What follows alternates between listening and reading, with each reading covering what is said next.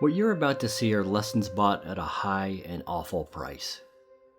They are meant to keep you alive, safe, and should you ever need them, they are the lessons meant to guide you and your loved ones through the worst day of your life. My name is Christopher Allan Smith. Until November 8th, 2018, this was my home in Paradise, California. It's where my wife and I raised our two boys, and it was from here we fled as the Campfire tore into our town. The disaster displaced over 52,000 people from Concal, Magnolia, Paradise, Yankee Hill, and other parts of the Paradise Ridge. And it killed 85 of our friends and neighbors. These lessons saved us. Many were learned from previous disasters and passed on by first responders, government officials, and ordinary citizens wanting to help. Some are new, because now it's our turn to pass on what we learned. While our disaster was fire, these are meant to help you and yours survive disasters of all kinds. They're for everyone: civilians and first responders, risk managers in the private sector, and disaster planners at every level of government, from town councils to national capitals. It's all here for everyone, because the first step in preparing is to know as much as you can. You know, we knew as fire service professionals that Paradise was susceptible to fire. I mean, Paradise is a geographic plateau, sits in the foothills of Northern California in a Mediterranean climate. It's got a timbered forest, overstory forest. It's surrounded by the very deep and steep canyon in the West Butte Creek Canyon, and also to the east by the west branch of the North Fork of another very, very steep and narrow canyon, actually.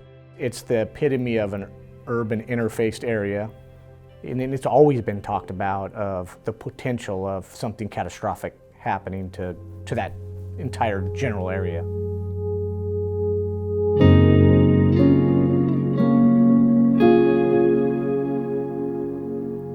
Here is the first lesson. Do not live in fear, but accept there is a real chance a disaster will happen to you.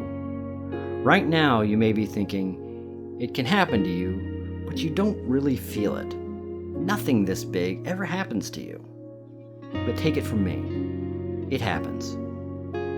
This is a list of common disasters, based on one maintained by the Red Cross.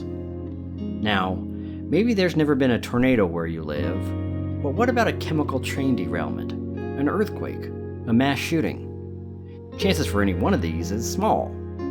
But the more things happen, you will encounter at least something on this list. Now is not the time to panic. Now is the time to prepare. Hurricanes are named after people. Earthquakes tend to be named after years. Fires are named after places. This is Camp Creek Road.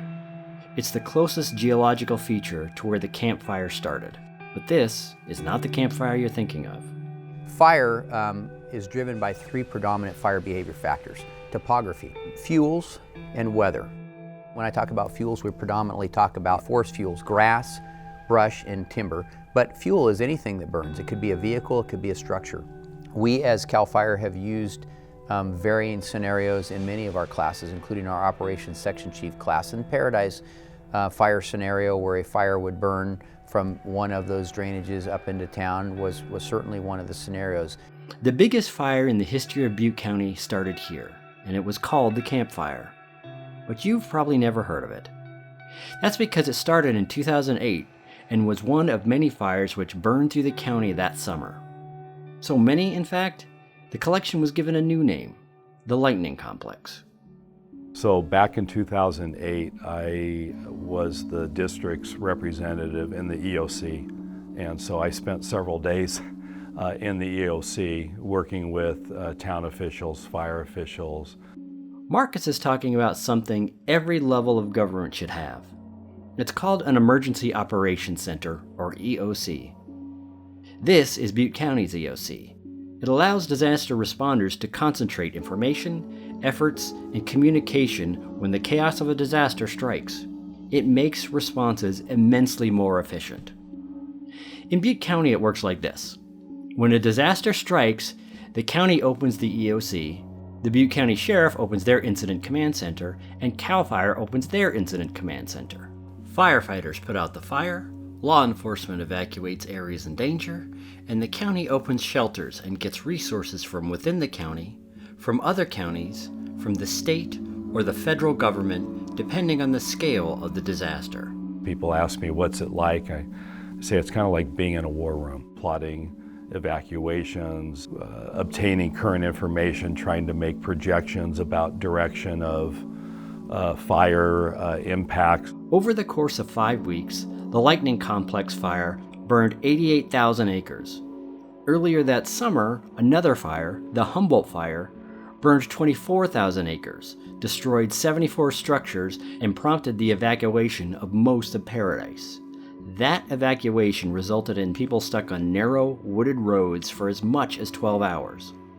While no one was killed, the 2008 Summer of Fire struck many observers as a bullet very narrowly dodged. In the years that followed, first responders, local and state officials, and civilians from every corner of the county came together to create plans and make changes so the next time the Paradise Ridge faced a fire, things would go better.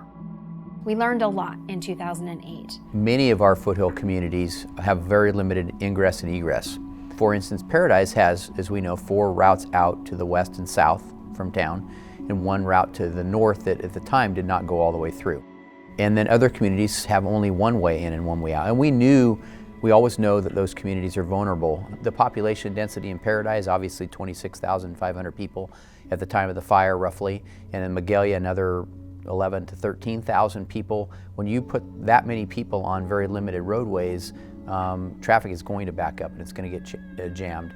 I think one of the biggest things that we learned is the understanding and the need to maximize our ability to use what limited traffic lanes that we have out of a community to maximize the flow.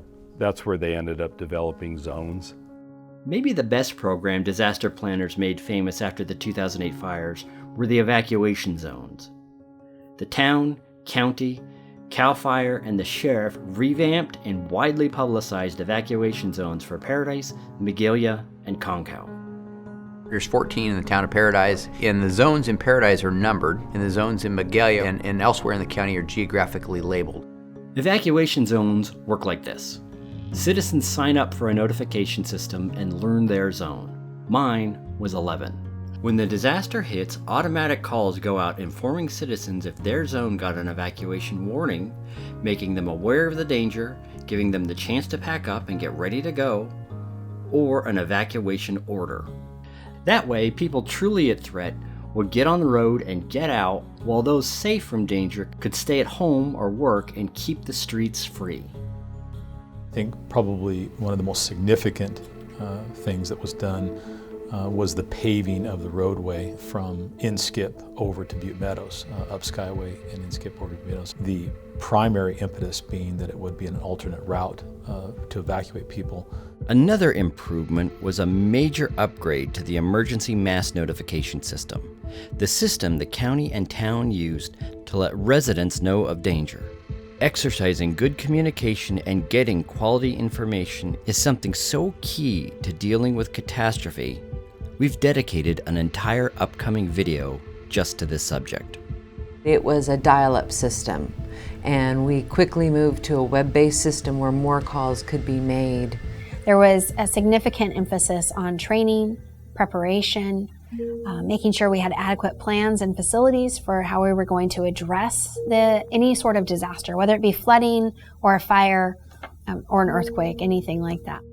The community evacuation plans, they've been updated a couple of times since then. The town especially has done a lot of work on one-way evacuations, contraflow, turning a 2-lane going in opposite directions into one-way, both lanes going the same direction to get people out. We have a registry in Butte County, the Special Needs Awareness Program, SNAP, and that registry took a dramatic change after the 2008 fires. And the Disaster Preparedness Committee met with local law and fire folks and said, what do you need to know?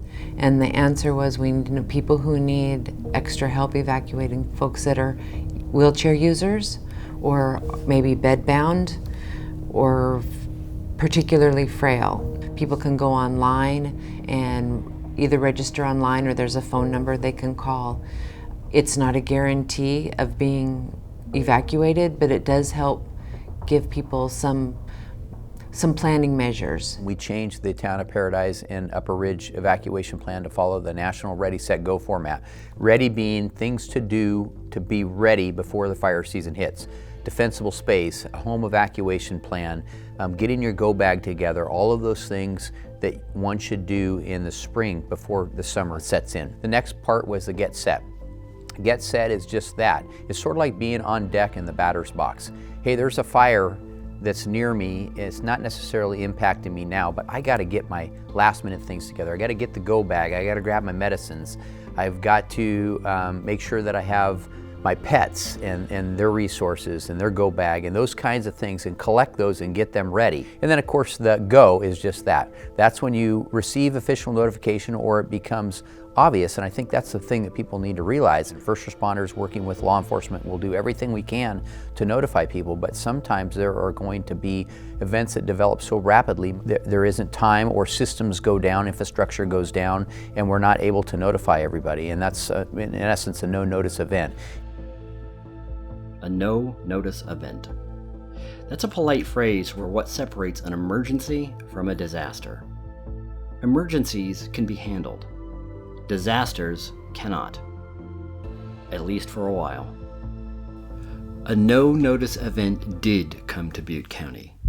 18 months before the fire, a tear opened in the spillway of the Oroville Dam after especially heavy rains.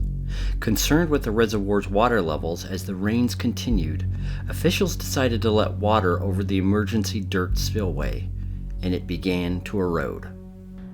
We were looking at the potential of a 30-foot high wall of water, about 1,300 feet long, cascading down the side of the mountain, taking with it everything in its path. And when I asked them to explain to me again how fast it was moving, they said 30 feet an hour.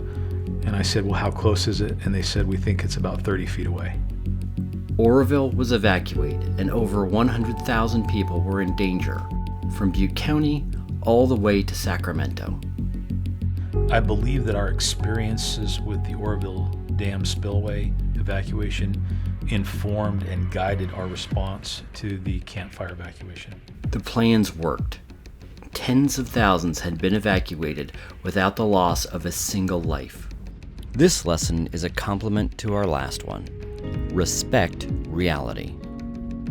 When an emergency strikes, amid the initial danger, there is often a part of our mind that rebels, that doesn't want to accept what fate is presenting. You may feel denial, may be tempted to minimize what's happening, find it hard to take evacuation orders seriously, or think that you alone can outsmart or outrun Mother Nature. My advice? Don't.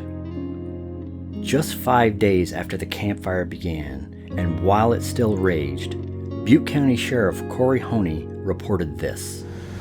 There are other people that have stayed in the area, and I appreciate that. I understand the desire to stay and protect your home, and if they were able to make it out alive, great. I will tell you that there are people who did that did not make it out alive. Denying hard truths is a human error we all share, but in a disaster, it can be deadly.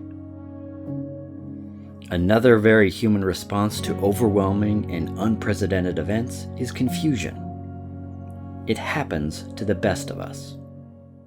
I remember distinctly the day of the fire, this fog of war, for lack of a better way to describe it, and this constant struggle to gain an understanding of what was happening, to gain situational awareness.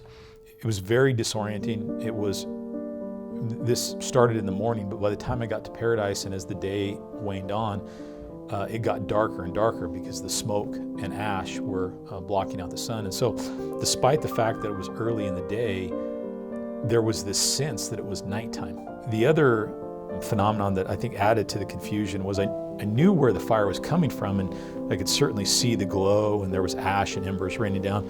But then I would see fires on the other side of me, and the thought would, be, why is the fire over there? I don't understand. It's supposed to be coming from there. Now, of course, later on, I came to realize that the embers that were being blown were setting spot fires all around. And many of those spot fires, there was no one there to report them because everyone was trying to get out. And so you had fire all around you, but no official confirmation of where that was at, which made it very, very difficult to understand.